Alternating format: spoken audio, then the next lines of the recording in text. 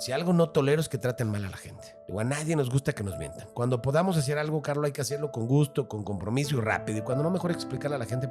Y los jóvenes no saben quién es su diputado local, federal, no saben a veces ni quién es su presidente municipal, no saben quién es su gobernador. Se siguen generando conciencia y se siguen generando buenas sociedades. Y que si tú quieres ser Terian o lo que quieras hacer está bien.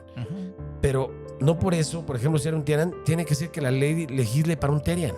La falsa paternidad, que engañan a los papás que dicen es tu hijo y no es el hijo. Es que existen ahora de familia, pero con la familia. Me decía que eso era malo, mi mamá me decía que era malo. Pero si el niño dice yo quiero ser narco de grande y la mamá le ríe. ¿Cuál crees que sea tú el rumbo de nuestra ciudad? Ahora de Morelia, del estado. Hace 30 años era más grande Morelia que Querétaro, en todos los sentidos. Era más grande que Aguascalientes, que San Luis Potosí.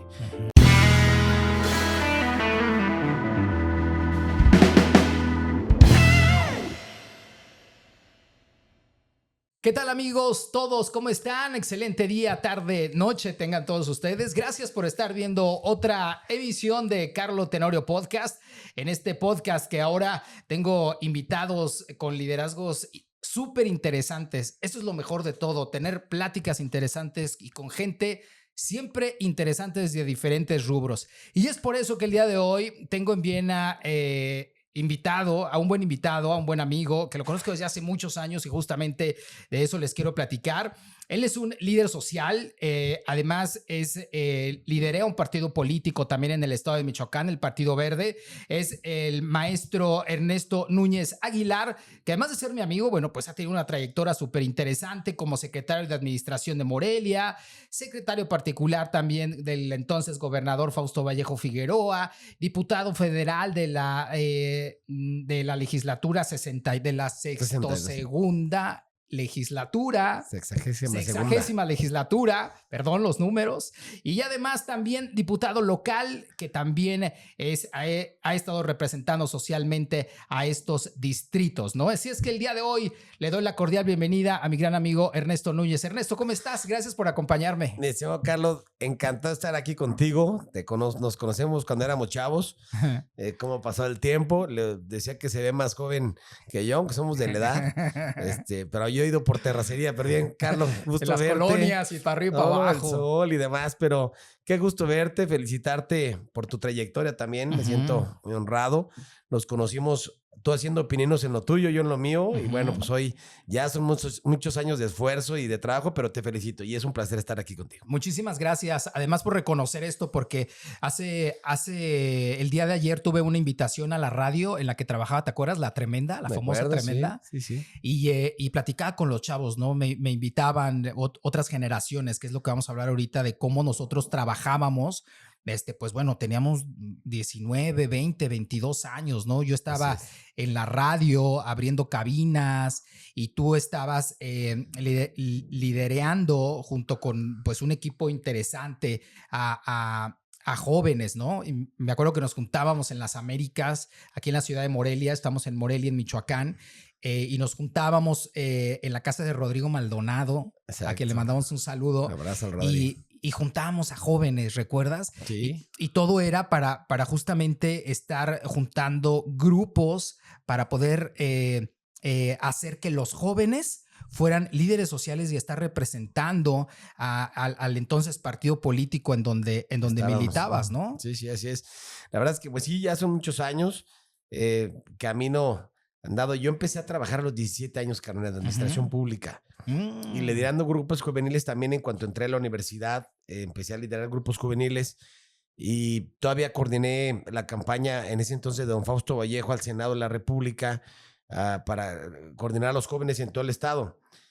Ya de ahí es que pasa esta palestra y me toca ya responsabilidad de ser secretario de administración, muy joven, del Ayuntamiento de Morelia. Y bueno, ya me quito la parte de la cartera de los jóvenes, pero de liderar grupos juveniles y demás, pero sin embargo siempre he estado yo en contacto con jóvenes. Tengo amigos tuyos que llevan trabajando conmigo ya 20 años, como un Fer Chagoya, etcétera, que llegaron de 16 años conmigo a trabajar. Era un morritito, me acuerdo. Un morrillo chino, la paleta payaso, pero hemos seguido formando jóvenes, hemos seguido formando cuadros jóvenes. aunque ya no tuve la responsabilidad como tal, te decía, desde los 27 años, pero siempre ha sido incentivar a los jóvenes. Entonces, pues muy contento, ya son muchos años, ya son muchas historias. Ya cuando volteas y ves y Sí, 30 años, ay, caray, ya, sí. como decía un comercial de nuestra época, ¿te acuerdas, Carlos? Ujú. Que decían, se dice fácil, pero Pero se se requiere requiere un de un gran gran esfuerzo. esfuerzo. Era de la Entonces, CFE. de la CFE, sí, ¿te acuerdas bien? Entonces, Sí. no, bueno, ya son muchos años, muchas historias, pero pues gente como contigo, que nos conocimos en una palestra y que luego, aunque no convivimos tanto, pero pues hay la amistad y te veo aquí, Ujú, te voy allá y también ujú, creciendo y ujú. haciendo mil esfuerzos, consolidando tu marca y pero ya son muchos años, ya Sí. estamos viejos, amigo. Oye, fíjate que, bueno, siendo ahorita con esta trayectoria que tienes, hay muchos jóvenes que vienen abajo, ¿no? Atrás de nosotros, no abajo, atrás, para hacer un comentario súper positivo y lineal, porque nadie está abajo, todos estamos de manera lineal. Así es. Entonces, hay muchos jóvenes que están todavía interesados en incluirse en las carreras políticas, ¿no? Imagínate, 17 años tú tenías, eres un menor de edad. Me Sí. imagino que estabas en ese momento apoyado por tu padre, que era Ujú. Don Helio, ¿no? Una persona muy conocida y Sí. reconocida en la política y en la sociedad modeliana también como un trabajador que se ganó muchas personas y consolidó una sociedad interesante. Entonces fueron tus maestros, ¿no? Sí. Pero hay jóvenes que, como muchos otros políticos, que bueno, a lo mejor no tienen ese padrino, ese respaldo, pero tienen esas ganas de hacer algo por México, por la sociedad, más allá del tener, sino el hacer en pro. Precisamente ahora creo que México está pasando por un proceso bien interesante. Tenemos una presidenta, ha habido muchos cambios dentro de los procesos de gobiernos municipales, estatales y federales. Y entonces creo que estamos viviendo una transformación interesante, ¿no? No quiero que suene para nada partidista, pero sí creo que hay una transformación. Para muchos les gusta, a muchos otros no, Claro. pero bueno, es una transformación. Entonces, ¿cuál es el consejo para todas estas personas que quieran o jóvenes que como tú tienen esas ganas de poder hacer algo dentro de este rubro social? Debe ser. Mira, primero déjame contarte muy rápido. Mi padre, Helio Núñez, lo conoce mucha gente, sobre todo Ujú, porque ha sido maestro de muchas generaciones, ujú, más de 58, 60 años ya dando clases. ujú, Pero mi papá no quería que yo fuera político. ujú, Él fue político y él sufrió mucho porque él venía de un origen muy humilde, de un pueblo que se llama Churumuco, ujú, municipio, ujú, y vivió pobreza, vivió marginación. Y luego cuando entra a la política, pues lo pisoteaban, lo maltrataron. Y entonces cuando yo crezco, él dijo, no, tú no vas a ser político. Yo no quiero que tú sufras. Pero que se contextualiza con esto que tú me preguntas. Cuando esto te gusta, Carlos, lo tienes que hacer. ujú, Y yo le dije, voy a ser político con tu apoyo o sin tu apoyo. ujú, Es mi vida. Desde que nací es lo que he visto, lo que he aprendido. Y la política es buena. Lo que ujú, luego son malos son algunos actores que no tienen vocación de servicio, ujú, que nada más hacen la política por querer enriquecerse o por ujú, ver la parte bonita de la política, que las ujú, fotos, que ujú, la tele, la fama, el poder. No, atrás de eso hay mucho esfuerzo, pero algo que yo trato de inculcar en los jóvenes, Carlos, es vocación de servicio. Si ujú, no tienen vocación de servicio, no se metan, ujú, porque parte de este desprestigio a la clase política, a los políticos, es porque luego la ciudadanía se encuentra con que llega a una oficina y no hay vocación de servicio. ujú, Y no forzosamente desde el diputado, el gobernador, el presidente, a veces desde la secretaria que nos atiende o el ujú, secretario que nos atiende. ujú. Desde ahí debe haber vocación de servicio. La gente que trabaja en gobierno debe tener vocación de servicio. Ujú, Yo ponme a prueba, un día veo mi oficina sin que me digas y vas a ver cómo te atienden ahí. ujú. Si algo no tolero es que traten mal a la gente, a todos Okey. bien. Y un tema es que les doy consejo yo siempre es que no digan mentiras. Ujú, Digo, a nadie nos gusta que nos mientan. Cuando podamos hacer algo, Carlos, hay que hacerlo con gusto, con compromiso y rápido. Y cuando no, mejor explicarle a la gente por qué no las ujú, cosas. Pero a los jóvenes, cuando me invitan también a charlas, yo les doy consejos. Decir, primero, cada vez la competencia se hace más fuerte, Carlos. ujú, Cuando tuviéramos jóvenes, no todo el mundo participaba. Ya con que hicieras una carrera, ya estabas del otro lado. ujú. Ya el que tenía maestría, pues, Era un bueno, lujazo. ya era wow. Hoy no, hoy nivel de doctorado y pues ya estás Compitiendo. tablas, ¿no? Entonces, yo lo que les digo es que hay que ser multifacéticos. Yo les digo mucho, por ejemplo, hoy afortunadamente con las redes sociales tienen la oportunidad de expresar lo que dicen sin tener un medio de comunicación. Porque yo, por ejemplo, escribía en La Voz de Michoacán, lo que tú recuerdas lo que era La Voz de Michoacán. Sí, claro. ¿No? Yo escribí una columna política ahí y no era fácil, pero bueno, lo logré. No había ChatGPT que te sacaba la nota. Que te hacía la nota en dos comentarios. No, pero además tenías que estudiar y prepararte para poder hacer tu comentario, ¿no? Pero, pues, por lo menos yo tuve esa oportunidad de tener ese espacio. Muchos jóvenes querían y no lo tenían. Bueno, tú sabes mejor que nadie cuánto te costó abrir brecha. Sí, claro. Tener tu propio espacio, tener tu voz, tener tu programa. ¿Cuántos años te tocó llegar ahí, no? Digo, a ti ya te conocen, pues Carlos, sí, la parte de padre también. Claro. ¿Cuánto te tocó llegar ahí? Y lo mismo en esto. Entonces, yo lo que les digo es que hoy tienen que ser multifacéticos, tienen que buscar sus espacios en medios de comunicación o con las redes sociales. Hoy no ocupas un medio, hoy puede expresarse cualquier joven, decir lo que piensa de un tema, ¿no? Entonces, digo, pero exprésense, que la gente sepa que son un referente que está analizando lo que está pasando en el país. Y otras es fundamental, que se inmiscuyan en lo que pasa en el país. Hay una apatía tremenda hacia lo que pasa en nuestro país y los jóvenes no saben quién es su diputado local, federal, no saben a veces ni quién es su presidente municipal, no saben quién es su gobernador. Ya por así de chiras pelas, como decíamos las canicas, ya de repente saben quién es la presidenta. O sea, hay una apatía total. Y tú no puedes estar en una sociedad que no esté informada de qué está pasando en su entorno, aunque no se dediquen a la política, un veterinario, un doctor, un dentista, un arquitecto, tienen que saber quiénes son sus gobernantes para saber las decisiones que están tomando. Y para luego poder elegir bien, porque luego cuando se toman decisiones que no les gustan, no manches, ¿cómo hacen eso? Bueno, pues para eso votaste. Por esa plataforma votaste, ¿no? No te quejes. Entonces, es importante que se involucren, que vean quién es la clase gobernante, que conozcan por lo menos tantito de cada partido político, su esencia, su historia, sus estatutos. Insisto, no para que sean políticos, digo, los que quieran participar, padrísimo, pero los que no, por lo menos que sepan qué está pasando en su sociedad, ¿no? Entonces, de las recomendaciones que les doy a los jóvenes es eso.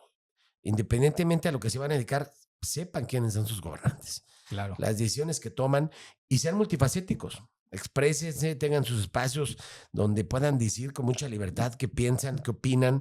Si pueden hacer un negocito, una cafetería, no sé, háganlo. O sea, hoy la vida es más compleja, más cara, y si no eres multifacético, cada vez es más complejo también. Entonces, son de las recomendaciones que les damos. La verdad es que yo me siento muy orgulloso. Tengo un equipo de jóvenes enorme, padrísimo, entregados, comprometidos, y que me encanta que siguen esta premisa que les decimos, vocación de servicio, Carlos. De verdad es fundamental. Y entonces cuando van a las colonias conmigo, tú ves cómo se entregan con la gente y eso para mí es padrísimo, ¿no? Entonces, pues me parece que los que quieran participar, aprovecho el comercial, bienvenidos al Partido Verde, que si a alguien le gusta, que sepan que aquí hay oportunidad, al que trabaja se le reconoce, al que trabaja se le da el reconocimiento. Es un tema de cuidar, un tema también de justicia. Al que trabaja merece, el que no, pues me caes muy bien y te quiero mucho. Y si te demos un trabajo, pero no le echaste más ganas, pues hasta ahí te quedas. Sí, claro. ¿Quieres crecer? Échale ganas. Eso también es importante, que los jóvenes sepan que todo tiene un esfuerzo, nada es fácil, ¿no? Mucho, pero además, mira, muchas veces llegan jóvenes con todo el ímpetu. Les das un trabajo y se sientan, ¿no? Y entonces ya no quieren, no, espérame, por la inmediatez, que quieren que todo sea para allá. Porque además, bueno, las nuevas generaciones, además todo el mundo quiere ser youtuber y ya creen que con eso se van a hacer millonarios. Acá se ríen los chavos en cabina. Qué impresionante, ¿no? Y qué bueno los que lo logran, pero pues como todo también tiene su... Sí lo pueden ser, pero también tiene su parte de hay que tener una trayectoria. Hay youtubers muy genuinos, ¿no? Pero eso, los demás tienen que también ser un diseño de estudiar, de prepararse, de saber qué es el tema, ¿no? Claro. Pero bueno, me parece que la sociedad ha cambiado enormemente. Lo que tú y yo vivimos ya no es. Antes ir a los antros era un lugar de convivencia sana. Segura. Lo más que había eran golpes y a veces. ¿no? Y pues no pasa de golpes. Hoy, ya yo escucho la gente que tiene adolescentes, pues que ya ni siquiera los dejan ir a los antros, a los bares. Y no hay manera. Pueden ir a fiestas privadas, pero a bares y antros ya no. Entonces, pues desde eso también cambió mucho. O sea, ha cambiado mucho la sociedad. Cada vez más compleja, cada vez más cara, cada vez con problemas mayores. Hoy nos encontramos a temas que jamás nos imaginamos. Bueno, ahorita está el tema de los Terian, ¿no? ¿Cuándo nos imaginamos que iba a haber eso? O sea, Eso era inimaginable. Pues, oye, A lo más que llegábamos era a los emos. el emo y ya eras emo y era un emo. Entonces, la verdad es que ha cambiado mucho la sociedad, ¿no? El tema también de las libertades bienvenidas, pero ha hecho cambios abismales. Y eso también nos obliga a los legisladores, pues, estar al tanto de cómo va evolucionando la sociedad y qué tenemos que hacer. Regular las tecnologías de información, inteligencia artificial, que es un tema hoy enorme, está impresionante. ChatGPT, ya hasta psicólogo es, ¿no? Te dice todo, hasta si viajas te dice dónde, todo, te hace todo. O sea, es impresionante, ¿no? Entonces, pues tenemos que actualizarnos a eso. Claro. Y luego las generaciones como nosotros, luego nos cuesta tantito entender que ya hay unas herramientas tan importantes. Sí. Y hoy los jóvenes, yo tengo una hija de 12 y una de 9, no se quedan con dudas de nada. A ver, papá, búscalo. No, bueno, no creas. Búscalo. Hay que buscarlo. A ver, búscalo. Bueno, hay conciencia ahí, ¿no? Porque quieren saber y no ocultarlo, sino ver las cosas con conciencia. Y ya no hay manera que les digas una mentira, ¿no? Antes mi mamá te ya con eso te ibas feliz. Era un tabú. No, había muchos tabúes cuando estábamos chavos, ¿no? Sí. Y ahora seguimos, bueno, no somos chavos, pero jóvenes contemporáneos sí. Bueno, perdón, adultos contemporáneos. Y con mucha actitud siempre. Con mucha actitud siempre. Pero sí, ¿no? Ya estamos más para allá que para acá, pero ha cambiado mucho y tenemos que estar a la altura de las condiciones que vive la sociedad, ¿no? Eso es justamente una de las intenciones desde que imaginé este podcast contigo, porque, bueno, todo el abanico de oportunidades y de líderes sociales que yo conocía y que creo que podía también desde mi trinchera aportar a la sociedad es platicar con gente como tú, ¿no? Gracias. Entonces, ¿desde qué le podemos aportar a los jóvenes? ¿De qué es lo que está pasando? Que bien lo dices, pero también ¿cómo debemos actuar desde este momento? Como mencionas algo de ello, porque hay un Morelia que además de los antros, de las fiestas, de los terians, de lo que sea, de la nueva generación, de la diversidad social, de la diversidad sexual, de todo esto que, fíjate nada más cómo está la esfera impresionante. Desde tu trinchera, desde donde estás en este aparato político, ¿qué es lo que tú platicas que hay que hacer para tener un futuro sano asegurado, Ernesto? ¿Han pensado? Mira, esto? yo creo que el núcleo es la familia. Ajá. En la medida que tú logras fortalecer la familia, se sigue generando conciencia y se siguen generando buenas sociedades. Alguna vez tuve la oportunidad de viajar a un lugar de Europa y me llamó la atención muchísimo Ámsterdam, que en su momento fue uno de los países con mayor libertinaje. Tú recordarás que era lo conocido era el tema que allá permitían las drogas, las vitrinas, etcétera. Eso fue en los 60, 70, no sé. Y el tema de las drogas logró un pico a tal nivel que la sociedad solita dijo, ya, no queremos. Y entonces se empiezan a concentrar en cómo recuperar a la familia. Y, por ejemplo, una iniciativa que yo presenté aquí, que la repliqué de allá, es que cuando un niño tiene un evento en la escuela, por ley tienen que dejar ir al papá y a la mamá. Y aguas que la empresa o la dependencia de gobierno no deje ir a un trabajador, sanciones económicas enormes. O sea, que los trabajadores a fuerzas tienen que llevar a los hijos a la escuela. Sí. Y tener esa facilidad de horario por parte de su trabajo. Pero tienen que ir papá y mamá. Porque luego normalmente... ¿Va el papá o la mamá? Va la mamá nomás, o el papá, o hay uno y uno. Los dos, ajá. No, el tema es que vayan los dos. ¿Para qué? Cuidar el núcleo familiar. O sea, es un tema sencillo, pero el hijo, la hija, cuando ve que el papá están ahí en el eventito, les da seguridad, empodera, pero fortaleces ese núcleo familiar. Digo, y te podría contar 1000 cosas que platiqué con gente de allá, pero se me hizo muy interesante. O sea, decían, es que nos cansamos, la sociedad de aquí misma se cansó de los excesos, de las drogas, de la perdición, y hoy nos apesta.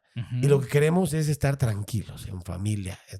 Y entonces tuvieron que abocar toda la legislación, todas las leyes, para tener como núcleo principal la familia. Y hoy Ámsterdam es uno de los países más ricos otra vez. Sí. Y de los países más organizados, sólidos, estructurados, ambientalistas, bla, bla, bla. O sea, ¿Me explico? Entonces... México es un país muy joven, pero y bueno, más Michoacán, Morelia, ¿no? A comparación de otras ciudades de nuestro gran México, pero sí, pero ¿en qué lugar crees que estemos en este diferenciador? ¿O crees que tengamos que llegar a este tope o hacerlo antes consciente para no tener que llegar como al hartazgo de la gente para tener esta necesidad? Porque pues nos podemos aventar 100 años ahí. No, yo creo que tiene que ser tiene que ser preventivo, tenemos que actuar. Tiene que haber incluso sanciones fuertes para quienes no respeten el cómo cuidar el núcleo familiar. Luego me parece que en estos temas de libertad, luego se confunde. Uh-huh. Una cosa es la libertad y que si tú quieres ser Terian o lo que quieras hacer está bien. Uh-huh. Pero no por eso, por ejemplo, ser un Terian, tiene que ser que la ley legisle para un Terian. ¿Me explico? Uh-huh. No, tú puedes sentirte lo que tú quieras, pero las leyes son generales. Uh-huh. No puede ser particularidades. Sí, claro. Porque desde mi punto de vista creo que luego se cometen excesos. Uh-huh. Y entonces por eso hoy, a ver, yo soy un hombre pro mujer, pero ahora hay una carga de legislación a favor de la mujer porque es rentable políticamente hablando. Uh-huh. Pero ahora ya no hay derechos para los hombres. Eso no está bien. Tiene que ser equitativo. Lo que tanto pelearon las mujeres, equidad, que bueno, y estoy a favor, y yo he aprobado todas las leyes pro mujer, pero es equidad, Uh-huh. no disparidad. Presenté una iniciativa, no sé si tú supiste hace poco, donde pedíamos que se sancione a las mujeres que engañan, la falsa paternidad, Uh-huh. que engañan a los papás que decían es tu hijo y no es el hijo. ¿Y sabes qué sanción hay para la mujer? Uh-huh. Ninguna. ¿Y es un ejercicio común? No, a ver, O sea, no cuando sabes la tú que estás impresión. dentro de eso. Yo la iniciativa la presenté, Carlos, porque me fueron a buscar 12, 15 padres a México. Vivimos esto. Y no hay reparación del daño, no hay ni una disculpa, no hay nada. Hagan algo. Dije, tienes toda la razón. Bueno, la presentamos. Se hizo tan polémica que me entrevistaron de otros países. Ajá. Pero el tema es, no sabes la cantidad de casos. Es día que me siguen escribiendo en mis redes sociales. Me dicen, ¿cómo va la iniciativa que presentó? Por favor, diputado, no desista. Pero me lo dicen incluso mujeres, ¿eh? Ajá. Dicen, porque se lo hicieron a mi hijo. Uh-huh. O porque se lo quisieron hacer a mi esposo. Uh-huh. O porque se lo hicieron, o sea, ¿sabes? Es un tema. Casos de gente que me dice, estuve en la cárcel 5 años porque no pagaba pensión alimenticia y resulta que un día mi mamá me dice, ese no es tu hijo, no se parece nada a ti. Hazle una prueba. Pues resulta que le hacemos la prueba y efectivamente no era mi hijo y estuve 5 años en la cárcel. ¿No? O de padres que me dicen, me enteré en el 9º año que no era mi hija y es lo que más amo en este mundo. Y ella a mí. Y ahora resulta que no es mi hija. ¿Cómo se transgrede eso? Dice, entonces, me dice, este tipo dice, yo estuve al punto de suicidio. ¿Y qué pasó? La señora, discúlpame. Entonces, también tiene que haber sanciones para las mujeres que actúan de mala fe. Obviamente, si una mujer no se enteró, bueno, pues no pasa nada. Bueno, no hubo mala fe. O fue como un acuerdo. No, bueno, como un acuerdo no hay mala fe. Pues yo lo sé, ¿no? Yo lo sé. Es que ahí no hay delito, porque no pasa nada. No, el tema es cuando sabiendo que no es de alguien, que no es tu hijo, te lo digan, es tuyo. Y luego si tú pides una prueba para decir, hagan el examen para ver si mi hijo, violencia de género. Entonces, tampoco podemos caer en esos excesos. Uh-huh. Sí, todos los derechos de las mujeres. Sí sigue habiendo temas donde me parece que hay que seguir fortaleciendo los derechos, el trabajo igual, salario igual, etcétera. En mecanismos de seguridad más para las mujeres, porque es un grupo más vulnerable. A ver, yo tengo 2 hijas. Uh-huh. Y hoy que tengo condiciones de hacer leyes, pues claro que todo lo que pueda hacer para fortalecer, pero sin caer en este tipo de excesos. Claro. ¿Me explico? Uh-huh. Entonces, creo que tenemos que fortalecer el núcleo familiar. Cuando una persona nace en una familia sana, cuando nace en un núcleo donde hay conciencia, son buenos ciudadanos. Uh-huh. ¿Dónde empieza la disfuncionalidad? Cuando el papá es esto, cuando la mamá es ya, cuando ya se separaron, cuando ya el esto, cuando el otro, bla. Y entonces empiezan a ser disfuncionales. Uh-huh. Y hoy me parece que este debe ser el gran reto de este país. ¿Cómo fortalecemos a la familia? Y la información que hay dentro de ella. Hace un tiempo tenemos a un buen amigo en común, a Fido Torres, y hablaba justo esto, ¿no? De cómo fortalecer la información en la casa. Sí. Sobre todo porque ahora, al principio del podcast platicabas de cómo los jóvenes quieren ver la política en este caso, ver la política con aspiraciones del tener, ¿no? Sí. Más que el hacer, como todo lo que estás diciendo, que tiene que hacer uno y tiene que estudiar y conocer las leyes y conocer el desarrollo social y prepararse, claro. Sí, sí. Y prepararte, como tú lo dices, muy bien. Claro. Pero también, por otra parte, la información que hay, por ejemplo, esta campaña que lleva él que dice no a la narcocultura, ¿no? Que en México desde hace décadas y décadas y décadas siempre hemos crecido dentro de una narcocultura. Y ahorita, pues es más, porque los jóvenes dicen, pues, ¿qué vas a hacer cuando seas grande? ¿Youtuber o pues narco, papá? Estaría chido, sí. para rápido, ¿no? Sí. Pero bueno, nos estamos desviando del tener y no del ser, ¿no? Pero si desde la familia al niño le están diciendo que eso no es bueno, que eso acaba mal, que a lo mejor viven 10, 20, 30, los que mejor les va 40 años bien, pero siempre acaban mal. Ahí está el Mencho. Era un hombre extremadamente rico, poderoso. Pues no hay otra historia. O en la cárcel o muertos. O con la familia muerta. Porque luego entre ellos también son sanguinarios. Entonces, si tú a tu familia le explicas eso, pues les generas miedo a eso. Si les generas miedo a las drogas, pues miedo a las drogas. Pero si no pasa nada, no le pones atención, pues esa es la ruta. Sí, ¿no? claro. Entonces, me parece que ese es uno de los retos que tenemos. Y los papás que nos escuchan y la sociedad que nos escuchan en casa, el papá y mamá que tienen a sus hijos, yo creo que esto es una parte muy interesante. ¿A dónde se pueden acercar? ¿O qué pudiera hacer un papá para poder ser consciente, una familia que a lo mejor está haciendo conciencia que está perdiendo el rumbo de los hijos, o a lo mejor está perdiendo la unión con su esposa y por consecuencia los hijos, o ya no los ve porque él tiene que trabajar y cuando llega no sabe dónde estuvieron los hijos todo el día?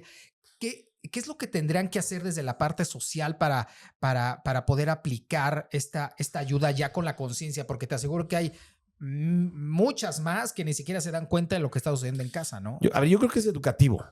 Mira, por ejemplo, tu generación y a la mía nunca nos enseñaron que maltratar a un perrito era malo. O que tumbar árboles era malo, ¿no? Sí, era un animal. O tumbar un árbol, pues, o cuando te enseñaron la importancia del medio ambiente. No nos enseñaron eso. Hoy, afortunadamente, por leyes que hemos hecho en mi partido, ya está en los libros de texto. Y entonces, si tú tienes un hijo de entre 4 a 12, 13 años, quiero ver que tires una basura. Son los primeros que te lamentan, ¿eh? ¿Y qué te pasa? O sea, pero es un tema de frustración. O sea, mis hijas ven basura en la calle. Papá, se va a acabar el mundo. ¿Por qué la gente es tan inconsciente? Y tienen 12 años y 9. ¿Por qué? Educativo. Está en los libros de texto. Entonces, me parece que las nuevas generaciones tenemos que formarlas y tiene que venir este tema de cómo cuidar la familia en las 1000 versiones que existen ahora de familia, pero con la familia. Ese es el núcleo. Porque, digo, cuando hay información, pues los hijos dicen, mi papá me decía que eso era malo, mi mamá me decía que era malo. Pero si el niño dice, yo quiero ser narco de grande y la mamá le ríe, pues, ¿no? Si desde ahí ni de bromas menciones eso. Porque mira cómo acaban estos. Pues ya dicen, no, pues no quiero así, ¿no? Pero si lo dejas pasar, no le dices, no informas, pues son las rutas. Claro. Las alternativas que buscan los jóvenes. Y ya hay miles y miles de jóvenes que están porque no tienen de otra, ¿no? También. Claro. Digo, también las condiciones, hay gente que dice, bueno, o hago esto o me muero de hambre, ¿no? Lamentablemente, pero pues quizás son los menos. O sea, también mucha gente lo dice porque es la vida fácil, la vida rápida, como dices. Y la vida les va más rápido. No dudo que hay gente que empezó incluso sin ser malo, en un tema de comer, ¿no? El día a día, el tema es... Pero te garantizo que la mayoría no es así. Sí. Entonces, ¿por qué? Pues en casa, si no te dijeron nada, si se rieron de todo, no te explicaron qué estaba pasando, pues claro que son las tendencias. ¿No? Entonces, ¿Cuál crees que sea tú el rumbo de nuestra ciudad? Ahora de Morelia, del estado. Bueno, pues eres un joven que has tenido sueños y estás aquí como un adulto contemporáneo. Sí, chavorruco. Pero bueno, seguirán llegando metas, ¿no?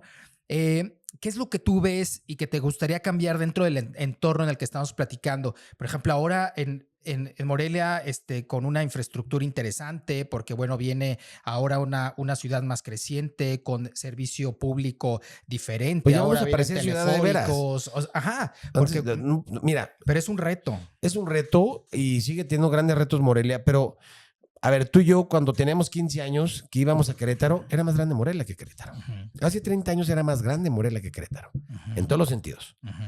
Era más grande que Aguascalientes, que San Luis Potosí. Y hoy vas a estas ciudades y van en el cuarto anillo periférico.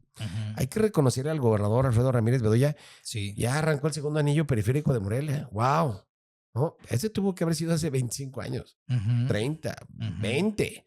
Bueno, ya se está haciendo, gracias a Dios. Gracias al gobernador y que le está apostando Morelia. El tema del Metrobús, el tema del teleférico, que para algunos es cuestionable, es movilidad. Si no, la ciudad ya no puede más. Hoy ya estamos igual que la Ciudad de México. Vas a un lugar y ya te es media hora, 40 minutos, a cualquier tramito, ¿eh? Entonces, no podemos caer en eso. Tiene que modernizarse las ciudades, pésenle a quien le pese. Sí, y expandirse, porque bueno, todo está metido en la misma zona de hace 50 años. Porque no más había un anillo periférico. En el momento que tú eres el segundo, la ciudad crece, se relaja y da movilidad a final de cuentas, ¿no? Economía, ponen más negocios de aquel lado. Claro, economía, hay oportunidades. Entonces, pues desafortunadamente Morelia duró enclaustrado 30 años, que parece que no nos pasó nada, ¿no? Hoy afortunadamente otra vez ya se empieza a sentir el movimiento de una ciudad, se le empieza a ver ese rostro.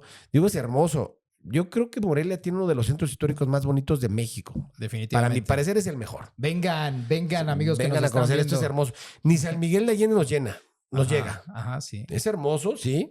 Sí. Está más bonito el de Morelia. Y es mucho más grande. El tema es que no hemos tenido la habilidad de darle la vida que tiene San Miguel de Allende, ¿no? Entonces, yo creo que uno de los retos también de Morelia, Carlos, en esa pregunta que me dices es, démosle vida a Morelia. Imagínate los viernes, sábados y domingos bien seguros en el centro histórico, bien iluminados, llenos de rondallas, que además hay muchísimas en Morelia, de estudiantes, que además les da la oportunidad de tocar y de estudiar. Imagínate. De arte. Imagínate conciertos todos los sábados de los niños cantores de Morelia. O sea, tenemos todo. ¿Por qué no lo hemos hecho? No sé.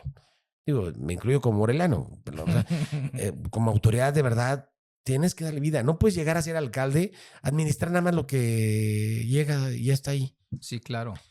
Tenemos que darle vida. Tenemos que hacer cómo revivimos a Morelia. Cómo nos ponemos otra vez en el centro. Sé que los temas de seguridad, pero bueno, Morelia es seguro. Michoacán tiene complejidades, no de ahora. Sí, de siempre, sí. Entonces, démosle vida a Morelia. Y eso, porque cuando yo llego a invitar a alguien, Carlos, llega y dice, no manches, está súper tranquilo. Sí, claro que está tranquilo. Pero cuando lo invitas, oye, ¿y sí puedo andar así sin camioneta blindada? ¿Y sí puedo ir con mi esposa? Y sí, pues, claro. Ya cuando vienes, es hermoso. Y luego ya se convierten hasta en promotores conmigo. No, tienes que ir con Neto, es hermoso. Entonces, me parece que tenemos que darle vida a Morelia. Sí. Vida cultural.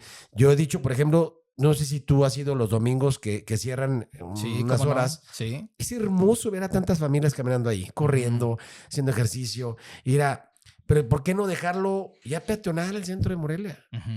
¿O por qué no por lo menos el domingo o el fin de semana? O sea, algo tenemos que hacer. Eso sería maravilloso. Yo siempre he dicho, bueno, alguna vez también yo tuve la oportunidad de estar en Europa y por ejemplo, en el centro, en el centro primario por ejemplo, de Madrid, es peatonal. No hay ni un carro Las ahí. ciudades más desarrolladas, sus centros son peatonales. Son peatonales. Entonces, ¿por qué no? ¿Por qué nos da miedo? Porque se opone un grupo de no sé qué. Ya, basta. Sí. De gente que nos ha tenido secuestrados, basta. Entonces, me parece que hay grandes retos todavía, pero pues afortunadamente dentro de todos los males todavía vivimos relativamente bien en Morelia, todavía hay calidad de vida, no es tan inseguro como zona de Tierra Caliente u otras regiones del estado, pero pues sí, sigue habiendo grandes retos, pero me parece que en el momento que le demos vida, que otra vez haya tanto turismo, que otra vez logremos ser la ciudad más turística después de los destinos playeros, que a esos difícilmente les ganas, pues otra vez nos vamos a poner en el contexto nacional, internacional. Claro. Porque además tenemos de las mejores gastronomías también. Michoacán tiene de las mejores gastronomías, Carlos. junto con Oaxaca y Yucatán, yo creo que somos los 3 estados con las mejores gastronomías. Definitivamente. Y además hermoso y barato y la gente cálida. O sea, wow, todo, tienes todo. Para la gente que nos ve fuera de Morelia, es mucho más barato que cualquier ciudad a la que usted venga a nuestro país. Sí, bueno, yo acabo de estar en Baja California Sur. Carísimo. Carísimo. Más caro que Ciudad de México, o sea, sí. En Baja California Sur, y bueno, pues allá porque tienen que atravesar para llevar los insumos, pues es justificable, pero aquí estamos en el centro de México, muy cerca de la Ciudad de México, Querétaro, Guadalajara, y bueno, pues es una gran ciudad y un gran estado, tenemos todos los climas, y bueno, y hablamos de todo esto porque va algo que quiero cuestionarte. Cuando tú tenías 17 años y decías, cuando sea grande quiero ser político, a lo mejor fue una cuestión de tenacidad, declaración, ímpetu, lo que quieras y estás, ¿no? Y estás presidiendo un partido político a nivel estatal, ¿no? Y además eres un líder del partido político a nivel nacional porque te reconoce todo el partido a nivel nacional. Eres un moreliano, conoces a Morelia, conoces a morelianos. Entonces ahora, cuando te preguntaban a los 17, Netito, ¿qué quieres ser cuando seas grande? No, pues quiero ser político. Oye, pero pues no te metas a la política, no quiero ser político. Ahora que eres político, ¿qué quieres ser cuando seas grande, Ernesto? Pues político, toda mi vida. Mira, fíjate, vale la pena hacer esta reflexión. Ajá. Porque luego la gente dice, son los mismos de siempre. No se cansan. A ver, yo no estudié toda mi vida y no me preparé toda mi vida para ser diputado 3 años, ¿eh? Me preparé toda mi vida para ser político toda mi vida. El ejemplo que les pongo. Un arquitecto no estudia toda una vida para ser arquitecto 3 años. Estudia arquitectura. Totalmente de acuerdo. Para ser arquitecto toda su vida. Lo que hay que encontrar es que quienes participamos en política, insisto, es vocación de servicio. Y yo con puestos, sin puestos, siempre he ayudado a la gente porque en mi familia hay vocación de servicio. Me enseñaron a servir. Entonces, siempre ayudamos. Si tú vas un día a mi oficina, siempre hay fila. Fila. Y obviamente hay respuesta, si no, no irían. Pero, pues yo te diría, quiero ser político. Si me dices cuáles son mis sueños, tengo sueños particulares, pero no son obsesiones. Entonces, me gustaría un día ser alcalde de Morelia. Conozco mi ciudad, la he caminado completa. Conozco los morelianos, conozco el sentir de los morelianos, de las morelianas. Y otro gran sueño que me encantaría ser senador de la República, ¿no? No, quizá nunca logre ni una ni otra, pero no es un tema de obsesión. Son sueños, pero a lo que sí aspiro es hacer lo que me gusta hacer toda mi vida. Y no me refiero a un cargo. Yo seré servidor público o un actor político toda mi vida. Mi padre tiene 82 años, lleva más de 20 años o 15 retirado de la política. Bueno, sí, 14, 15 años retirado. No cobra, pero sigue haciendo política. Es su vida. ¿No? Cuando lo traes es tu vida, no es como que te retires y ya. Entonces, pues yo a lo que aspiro es a seguir siendo político, a hacer bien las cosas. He tratado de siempre ser un político productivo. Cuando he sido legislador, siempre he sido de los diputados más productivos, Carlos. Cuando fui diputado federal la primera vez, logré ser el octavo lugar de 500. La primera vez que fui local, el número 1 en productividad. La segunda vez que fui diputado, logré ser el tercero. Y la tercera vez que fui diputado, logré ser el cuarto, quinto, no recuerdo. Pero siempre en los primeros lugares. Como partido, he tratado de formar partido con gente seria. Si tú te fijas, hoy los diputados del Partido Verde locales, puro profesionista, gente seria, que no andan gritando, no se andan peleando. Están en su chamba. Presidentas y presidentes municipales jóvenes. Tengo las presidentas más jóvenes. Llegaron de 27 años. Joana Mendoza de Aro Rosales, Dayana de Santa Salvador Escalante. O sea, gente muy joven, pero con esa premisa. Les digo, ¿qué hacemos? Trabajen. Como cercanos a la gente. Nada más así las quiero. No se les piden cuotas para el partido, no les cobramos para... Mejor inviértanlo en la gente. Trabajen para la gente. Entonces, pues si me es como me veo seguir formando jóvenes, formando una estructura política. Te quiero decir que tengo muchos amigos en la política que hoy me reconocen y dicen, has hecho una gran escuela. Los de tu equipo, mis respetos. Chambeadores, preparados, con vocación de servicio, entregado. Me siento muy orgulloso. Sí, claro. De todas y de todos. Digo, qué padre que hay una escuela. Y ojalá cuando ellos ya pasen en esa etapa también de ser formadores de cuadros, sea la misma escuela. Porque la política es buena. no es mala. La política es padrísima cuando se hace bien y cuando es para servir a los demás. Porque no la gente ya, política, basura, corrupción, no. Sí. Juzga sin saber todavía. Y justamente también esto me encantaría que lo tomaran en cuenta la gente que nos está viendo y además escuchando, porque también nos pueden estar escuchando a través de Spotify, Apple Podcasts, en iVoox y viendo en YouTube. Pero sí me gustaría que reflexionaran la parte humana, además de Ernesto, de los políticos, porque lo primero que pensamos que cuando escuchamos a un político o no conocemos a un político y escuchamos de política, lo primero que pensamos son la gente que se está enriqueciendo, es la gente que no hace nada, que calienta los curules, que no va, prepotentes. Pero bueno, yo te he visto a ti en las colonias, Ernesto. Nos encanta. Igual que a muchos otros compañeros tuyos, pero yo no estoy hablando desde ningún partido, repito, pero sí soy testigo de que has caminado las calles y has estado con las señoras. Y yo veo a las señoras que te ven sí como un amigo. O sea, sí dicen, ahí está Ernesto, ¿no? Y tú también llegas con ellas, las abrazas y parece que vieron a su hermano, ¿no? Mira, ya hace muchos años y sobre todo que han visto seriedad. Incluso ya cuando les digo que no, ya dicen, ya te conocemos. Cuando es sí, ya sabemos que vas a cumplir. Y cuando es no, les explico por qué no. ¿No? O sea, hay gente que es que tú ya eres un hombre poderoso, Ernesto. Consígueme una base en la CEP. No tengo condiciones. Es que no quieres ayudarme. No es que no quiera. No tengo esa condición. ¿Para qué te genero una expectativa?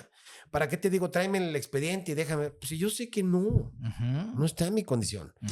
Y les explico. Hay gente que sale enojado.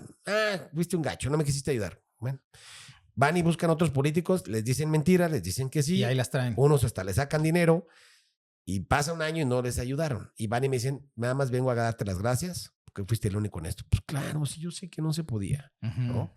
Y en las colonias igual. Oye, Neto, ocupo una silla de ruedas. ¿Cuánto te cuesta? Esta 3,000. Pues no puedo 3,000 ahorita. Traigo 1,500. ¿Te sirve? Órale, rápido. O sea, muy pragmático. Y nada de que tráeme el oficio. Y si tú checas mis redes, no mando tomando fotos con la gente, entregándole una silla, entregándole un bastón, entregando pintura. Y diario apoyamos a muchísima gente. Diario, ¿eh? Porque aunque no esté yo aquí en Morelia, que ando en México por los trabajos legislativos, mi equipo de trabajo, Cris Caramillo, que es el dirigente aquí en Morelia del Verde, diario andan en las colonias con su equipo de jóvenes. Diario. 4 o 5 colonias diarias cumpliendo, entregando, porque mi palabra se cumple. Entonces yo no voy, pero chécate esto, yo no me tomo fotos con la gente entregando esto. Tomo fotos cuando entrego apoyos masivos. Pero cuando alguien va y me dice, no tengo para pagar el gas, aquí ayudando. No. Sí, el típico, ¿no? Que andan así, sí. Tú chécalo. Bueno, lo checo que no, pero también sé quién sí lo hace y cómo lo hace, ¿no? Que van y el incluso bastón, ya la gente me dice, oye, aquí nos van a venir a tomar la foto para que... No. Aquí no hay que... ¿Dónde hay que voltear la cámara? Te tengo que dejar mi... No, es un tema de vocación, de servicio, es genuino.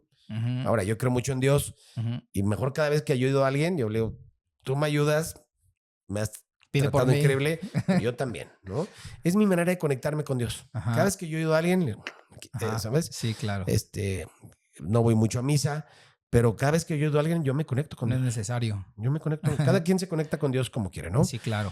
Y yo me conecto cada vez que ayudo a alguien. Sí. De verdad. Y digo, sin la foto y sin ese tema de pose, ni que el oficio y que déjame ver y que venden quien sea. No, rápido, como debe ser.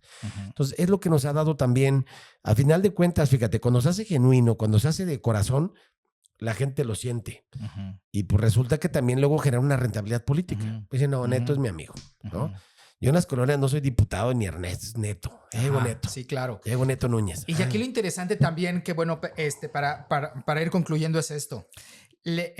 Hay futuro para Morelia, todavía hay mucho crecimiento y si pudiera ser alcalde, sabes que hay este crecimiento. Si pudiera ser senador, sabes que hay un potencial y si no, también lo vas a seguir sabiendo y vas a seguir empujando y apoyando desde donde tú estés para quien esté que lo proponga, que lo promueva y lo haga, ¿no? Así es. desde tu propuesta también, porque bueno, a lo mejor en esta no toca, pero ¿qué tal la otra o la otra o la otra o la otra? Pero sí estar tomando en cuenta el crecimiento social, de infraestructura, económico, que realmente necesita. ¿Por qué Morelia y el estado de Michoacán se ha quedado así en el huevo, no? Y como tú dijiste, ahorita el estado de Querétaro, de San Luis, bueno, Nuevo León es de por sí enorme, pero no ha dejado de crecer. Y entonces aquí, ¿Qué pasó? ¿Por qué? Sí, me parece que no hubo la visión de gobernantes, pero también te voy a decir un tema fundamental, el pleito entre la clase política. El pleito en su momento de quién era el gobernador con el presidente de la República. El pleito del otro gobernador con el otro presidente de la República. Y entonces, pues, Felipe Calderón fue un presidente de la República michoacano, moreliano. Y no pasó nada. ¿Quién lo hubiera cuestionado? No solamente en Michoacán, en México o en el mundo, que hubiera ayudado a Michoacán. ¿Quién se lo hubiera cuestionado? Nadie. Todos los presidentes llegan y ayudan a sus estados. Y aquí no hubo nada. Y él decía en su campaña, recuerdo muy bien, que pero decía, muy bien. Ajá, le va a ir muy bien a Michoacán. Y se peleó con el gobernador. Y ya valió. Y valió chetos. ¿Y quién sufrió la consecuencia, los pues? Michoacanos y los morelianos.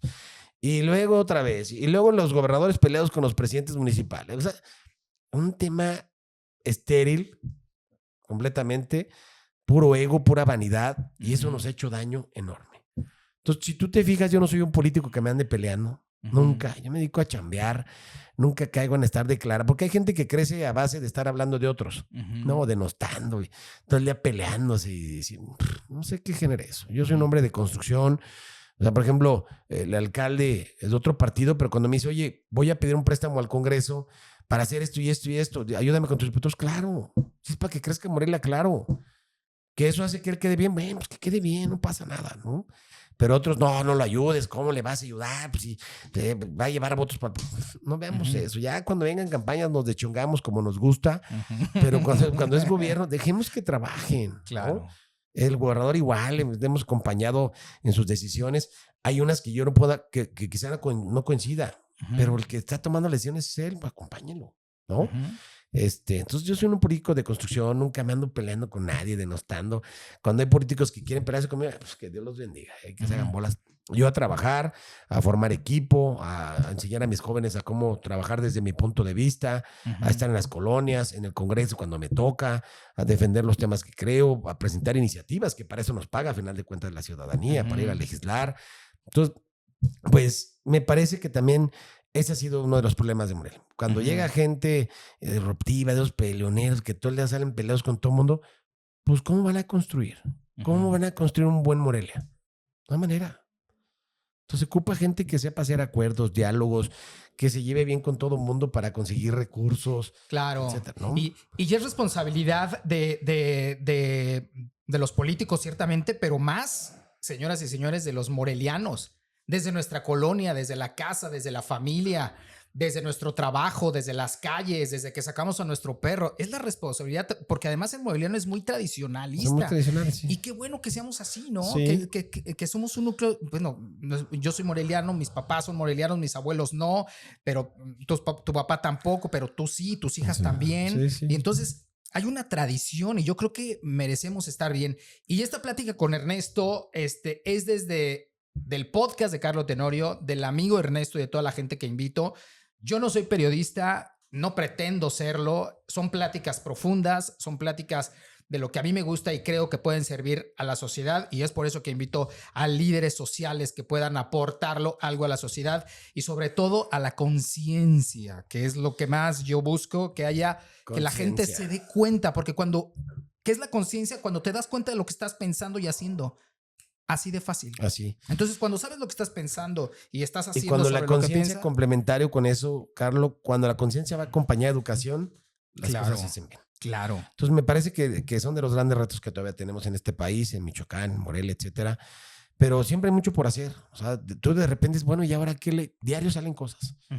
¿No? Por ejemplo, una diputada del Verde, Sandy Arrola, me encantó venía viendo una entrevista que le hicieron, presentó una iniciativa. Porque ahora pues ya más hay una cantidad de divorcios impresionante. Y luego entre el odio del papá y la mamá, pobres muchachillos, les pone. Y entonces, si tú quieres sacar una visa o una pasaporte para tu pequeño y estás divorciado, tienen que ir los dos papás, forzoso. Y si el papá dice, me cae gorda, No lo puedo ni ver. No voy. Pues pobre muchachillo, pobres niños. Y entonces presentó, no sé qué nombre le puso, es un caso sonado, pero ya presentó la iniciativa para que los papás que no pagan pensión alimenticia, que no son responsables, no tengan por qué ir a firmar un pasaporte, una visa. Ahí tienes a la mamá rogándole así, por favor. O sea, no puede ser eso.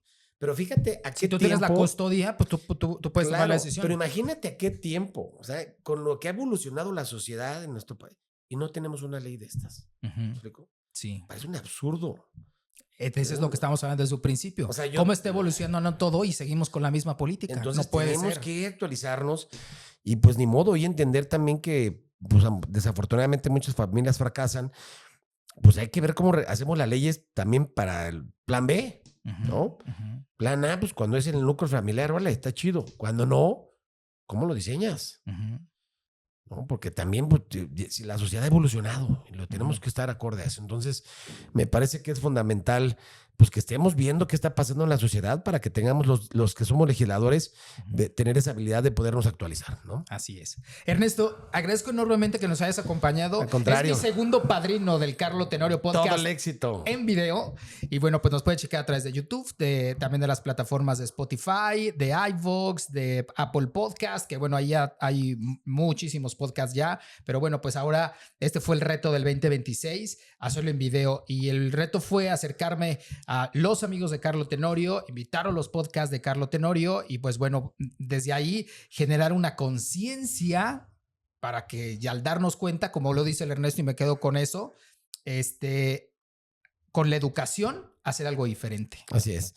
No, mi Carlos, te felicito. Todo el éxito. Gracias, yo también a ti. Y las veces que se requiera. La Aquí verdad estaremos. Es que contento. Se vienen campañas, todavía no sabemos cómo va a quedar la cosa, es muy pronto para hablar de eso, pero estaremos al pendiente. Toda la apertura. Y decirte con la gente que te sigue, que son muchas personas, que sepas que hay la disposición para del tema que quieras podamos hablar.